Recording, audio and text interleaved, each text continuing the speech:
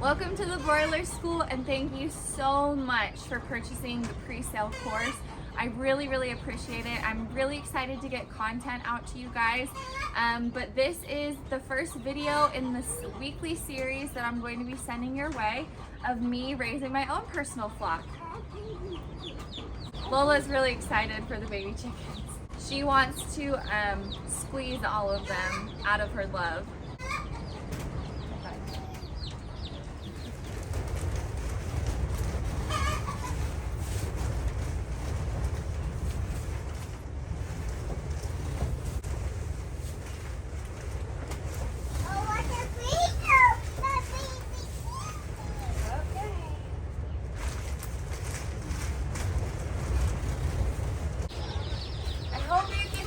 Over the awful wind.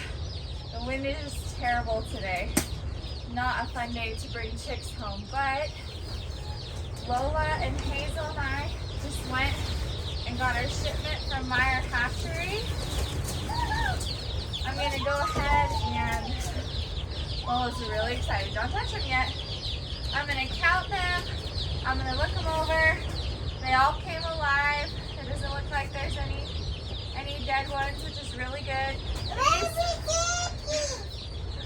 These hatched just yesterday, so they're brand new.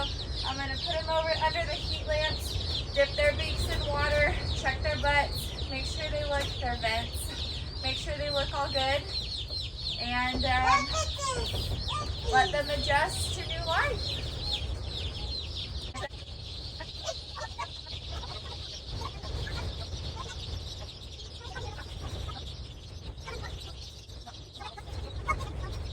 I have 46 chicks in total. That means I'm using 2 heat lamps. I like to use at least 1 heat lamp for every 20 to 30 chickens. I'm probably going to put a 3rd one out here since it is still a little cool.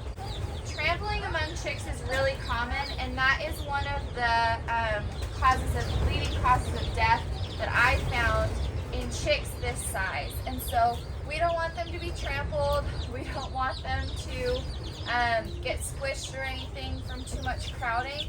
And so having ample heat so that they don't squish each other and they can spread out a little bit is really important. I just got the hay bale set up. No, there's no more in there.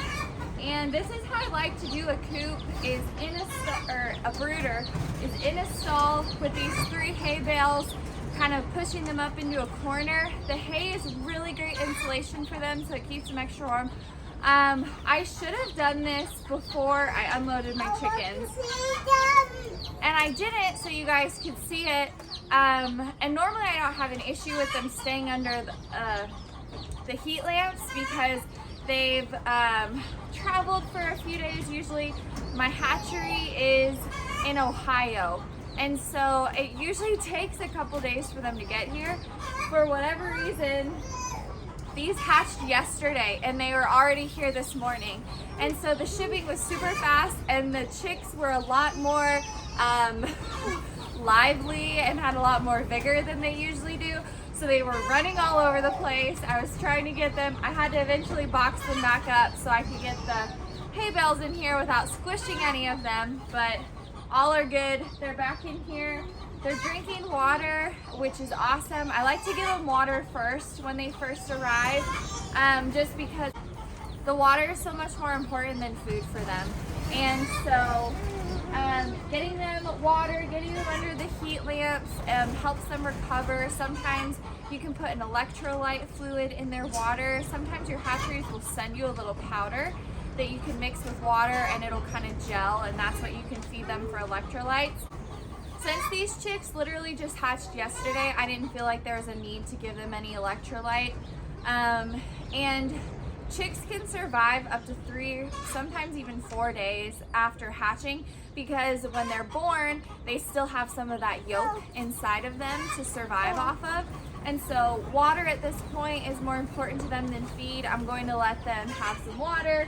I'm going to let them hang out for a little bit, warm under the heat lamps and everything, and then I'll get them some food, and they should be good to go. This is day 1 of my personal flock. All right, they've got their feed now. They're definitely more interested in the water, but they'll get there. Huh, Lola?